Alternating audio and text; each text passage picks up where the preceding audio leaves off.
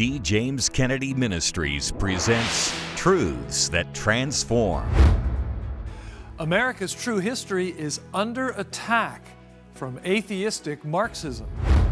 Its father, Karl Marx, said that his great goal in life was to dethrone God and destroy capitalism.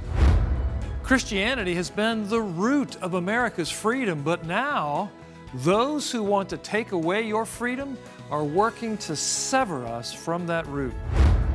Well, I think it was Karl Marx who said that if you can take people's history away from them, you can manipulate them. Discover how cultural Marxists are erasing America's history to serve their own purposes on today's Truths That Transform.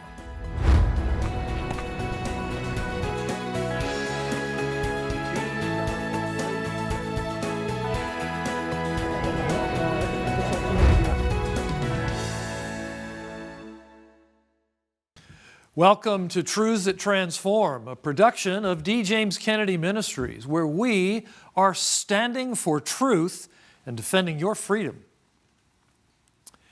In his classic book, 1984, George Orwell said, "Whoever controls the past controls the future." And he added, "Whoever controls the present controls the past." Marxists have long recognized that the Judeo-Christian principles of the American founding are deeply at odds with their goals. And so they have embarked upon a project of rewriting American history to further their own ends. And as you're about to see, no less than the once venerable New York Times has joined them in that project. Our own Dr. Jerry Newcomb has more. We will stop the radical indoctrination of our students and restore patriotic education to our schools. American history is no fairy tale. It's been a constant push and pull between the two parts of our character. The idea that all men and women, all people are created equal, and the racism that has torn us apart. There's a battle over the history of America. Much of the rioting in the streets has constituted a war on America as founded. Statues of George Washington, Thomas Jefferson, Teddy Roosevelt have been torn down by the mobs. Even Abraham Lincoln has not escaped their wrath.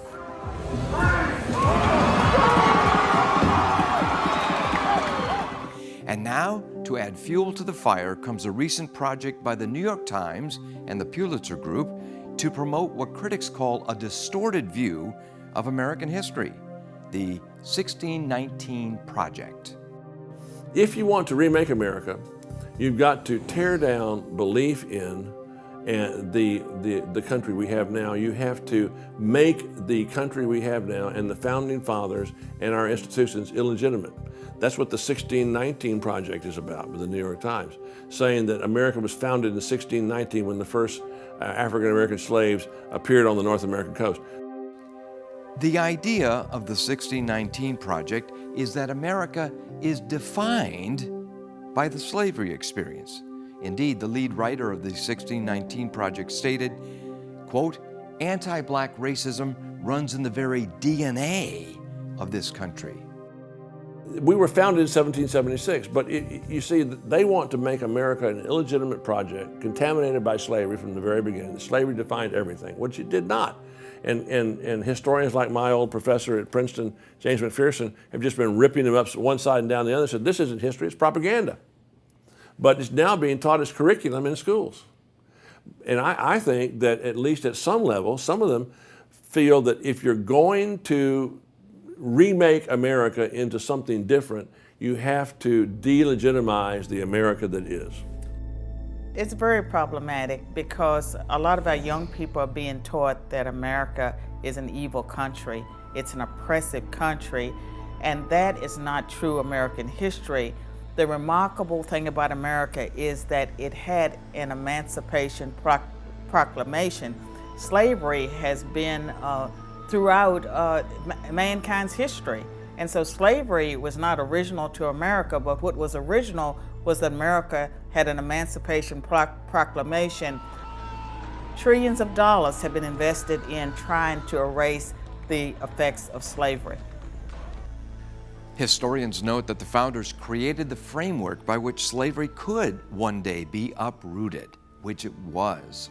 About 700,000 Americans died in the Civil War, which ended slavery.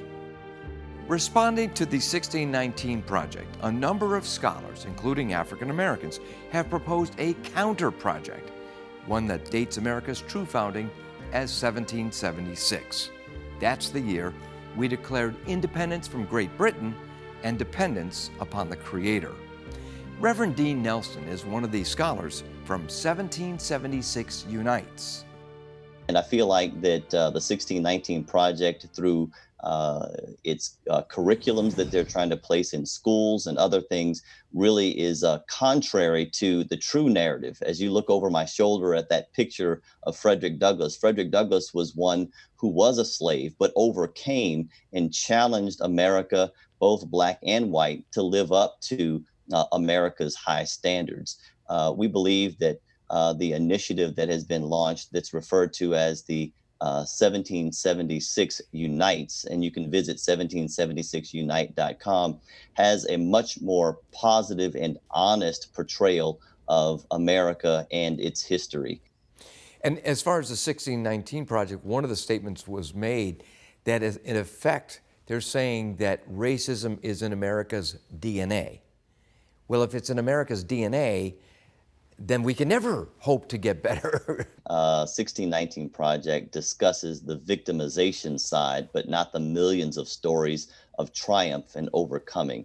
So I don't really buy into the idea that it is in our DNA. It may have been part of the founding of our country, but at the same time, there were Americans who really committed themselves to seeing slavery eradicated. My hope is that we'll see much more traction from 1776 Unites by telling the positive stories of how we have overcome. Because if we don't have stories of hope, if we don't have illustrations and examples of people who have overcome, then it's a state of perpetual hopelessness. Another scholar directly opposing the 1619 Project is retired Vanderbilt law professor Dr. Carol Swain. We call ourselves 1776 Unites because we're trying to bring people together. We believe, in this nation that we are all, brothers and sisters, and that America, despite its flaws, is the greatest country, in the world. And the poorest black is so far better off than blacks in so many other nations and most nations. And so to be born in America is something that people don't realize the value of what they have. And it's very dismaying when you see black college students saying that they need safe spaces because of white racism and white oppression. I mean, really? I mean, it's ridiculous when you think about all the great accomplishments that blacks have had. The 1776 scholars are not the only ones objecting to the 1619 Project. In October, a group of scholars called upon the Pulitzer Prize Board to revoke writer Nicole Hannah Jones' prize for her 1619 Project lead essay for falsely claiming that the primary motive for the American Revolution was to preserve slavery.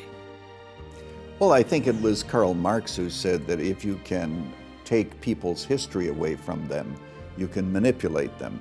A lot of people act like they're ashamed of America, ashamed of its past. Imperfect? Of course it is. People were involved, and therefore it's imperfect because people are imperfect. But we've gotten better. The thing I would urge people to remember is that history is to a culture what the memory is to an individual.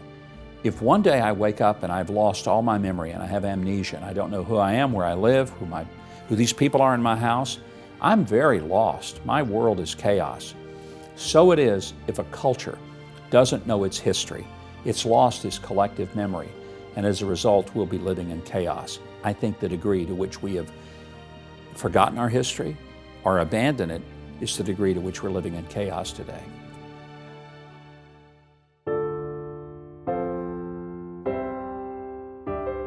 Where is the hope for America found? Throughout this nation's history, it has been in God's providence. The word providence means that God is busy in history. Find out more in the new book, The Blessings of Liberty, Hope from God's Hand in the American Journey by Dr. Peter Lilback and Dr. Jerry Newcomb. In these troubled times, seeing how God works through America's history gives powerful evidence for our gratitude and hope for the future. There's no nation ever in the history of the world that has more reason to give thanks to the Almighty than America. Contact us today to receive your copy of The Blessings of Liberty, Hope from God's Hand in the American Journey. God is involved in American history through providence. And I think that idea is still very precious to those of us that still believe in the truth of God's Word. The Marxist effort to rewrite the history of America is nothing less than an effort to separate us from our biblical Christian foundations. America has never been a perfect nation, and we have serious sins on our own record.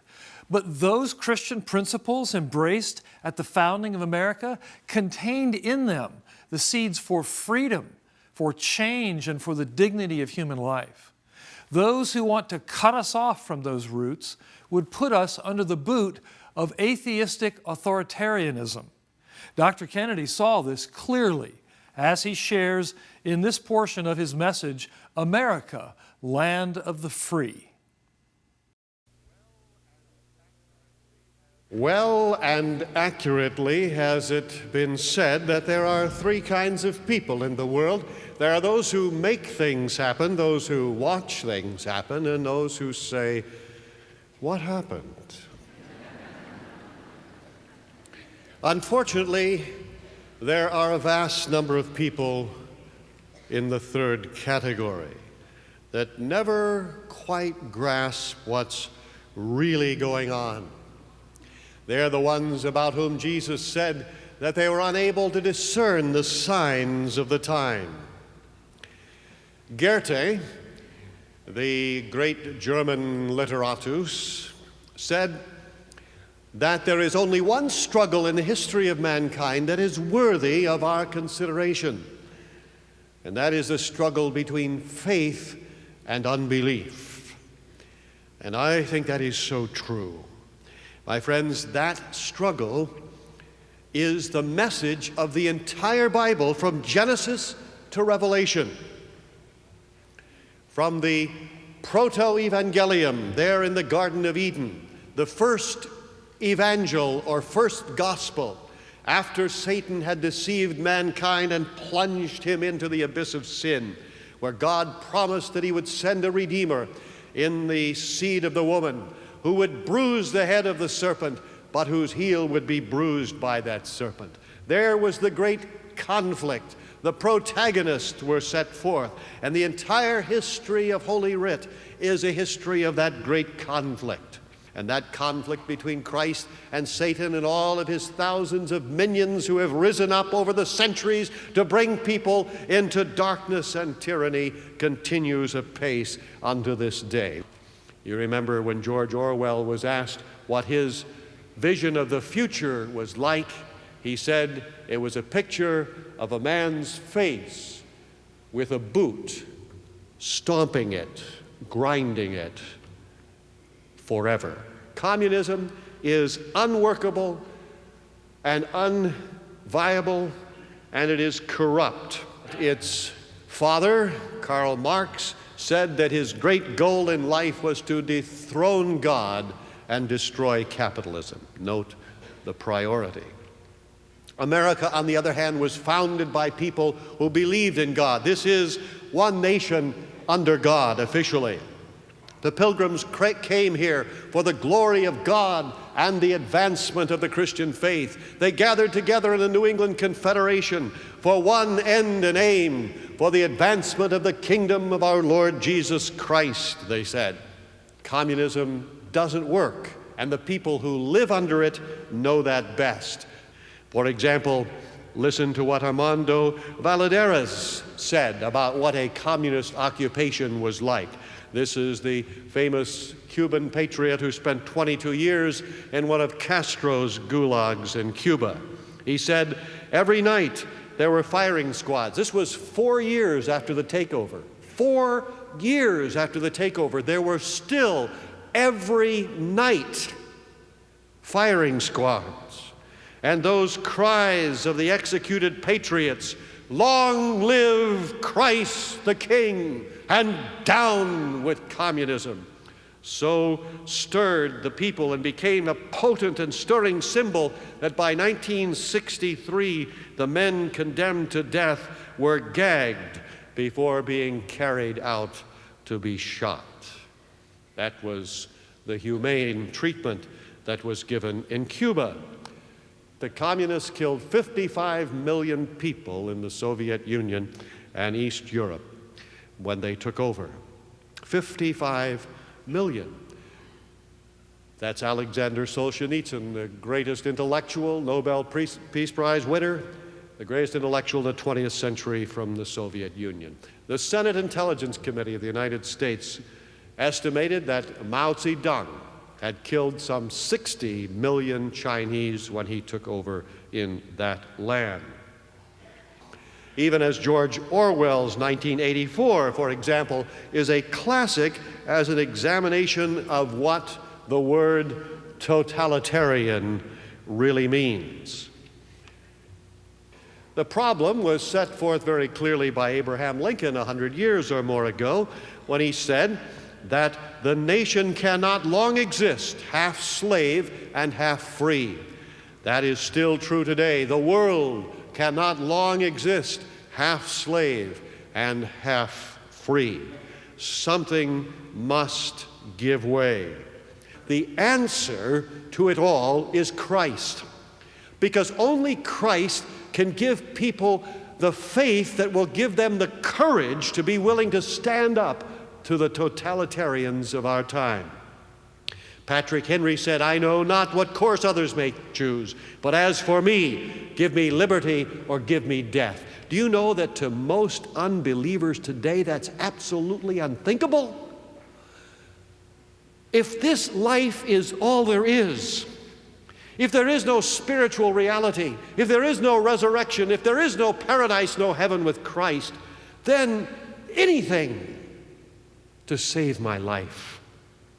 Truly, as the devil said, all that a man has will he give for his skin. Have you found that courage? Do you have that faith that will enable you to be willing to say with Henry, give me liberty or give me death? Unless enough Americans have that faith and that courage, this nation will surely fall. But if we do, then America will grow stronger, and the corrupt and rotten system of communism will continue to grow weaker.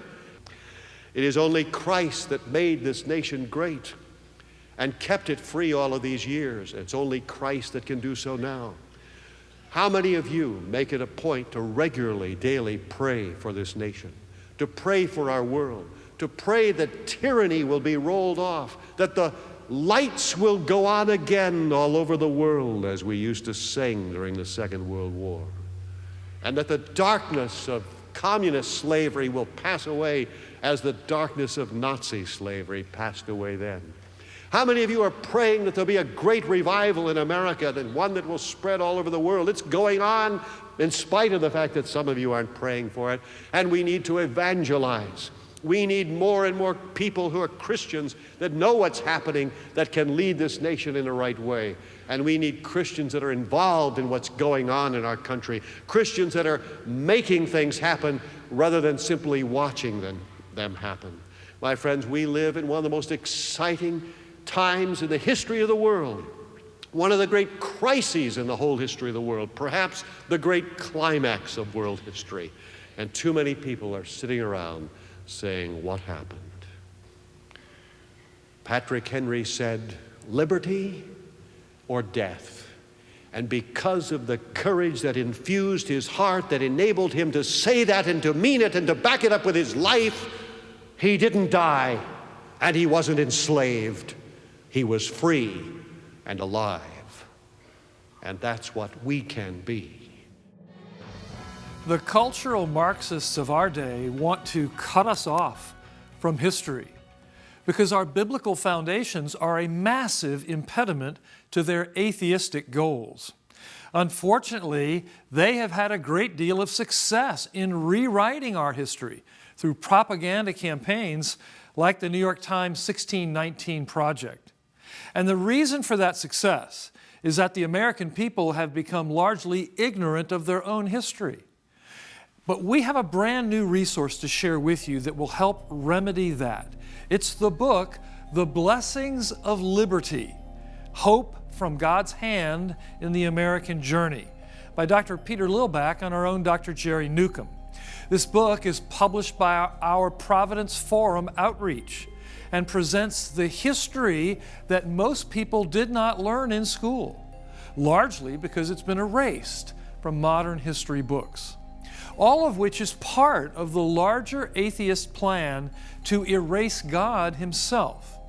But now you and those in your sphere of influence can rediscover America's true history in the new book, The Blessings of Liberty, which we will send to you as our thanks for your generous donation to the ongoing work of this ministry. Simply write to us at D. James Kennedy Ministries, Box 11154, Fort Lauderdale, Florida, 33339, or call toll-free 877-962-7677, or go online to djkm.org. More than 230 years ago, Benjamin Franklin stood and reminded the struggling Constitutional Convention that God governs in the affairs of men. This powerful book gives you compelling evidence for that claim, and you will discover how the founders saw the providential and sometimes miraculous hand of God in the building of a new nation. And if you're able to give a generous donation of $50 or more, we will send you the book, The Blessings of Liberty, plus the DVD message from Dr. D. James Kennedy, America's Greatest Hero.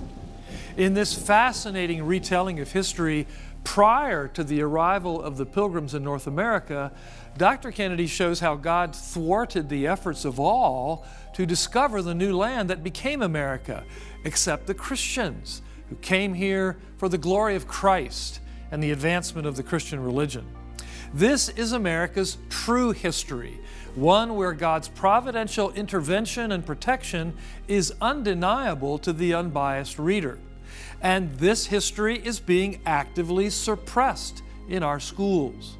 Friends, I have long been a student of American history, and this new book in particular is a must-have resource, one you will want for yourself as well as friends and family, especially if you have children and grandchildren in our public school and university system.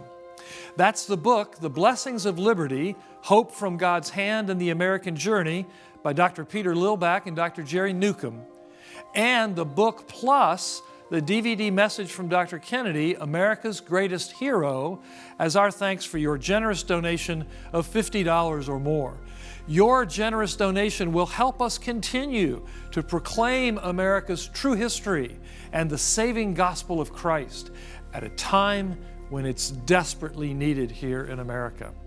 Simply write to us at D. James Kennedy Ministries, Box 11154, Fort Lauderdale, Florida, 33339, or call toll-free 877-962-7677, or go online to djkm.org.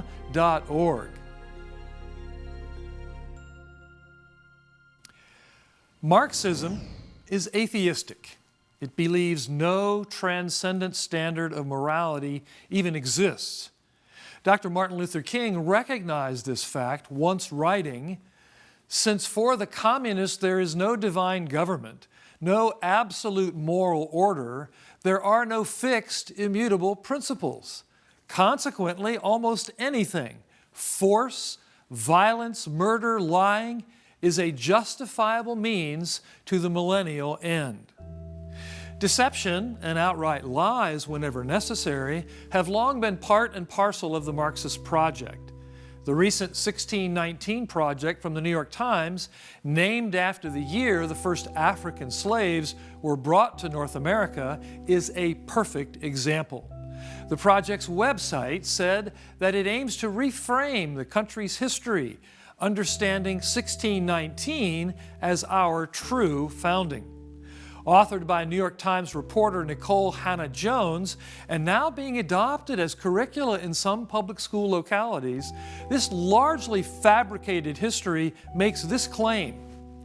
Conveniently left out of our founding mythology is the fact that one of the primary reasons the colonists decided to declare their independence from Britain was because they wanted to protect the institution of slavery. But this claim has no basis in history. According to the New York Post, this false claim was immediately decried by scholars of all political stripes and from a variety of disciplines. And when President Trump recently spoke out against the 1619 Project and their discredited thesis, what did the New York Times and the leaders of the project do? Well, they simply lied, saying they never claimed 1619 was America's true founding, and quietly erased that claim from their website. You may be wondering how such a demonstrably flawed work could have won a Pulitzer Prize, and how the New York Times gets away with such duplicity. Well, it helps to have leftist media elites running interference for them, but more to the point, this is what Marxists always do.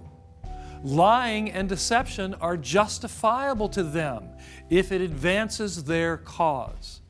If the central claims of the 1619 Project lack a historical basis, doesn't that invalidate the whole thing? Well, not for the radical left, because history was never the point. The point was the systematic demoralization of America, a long-time Marxist mission.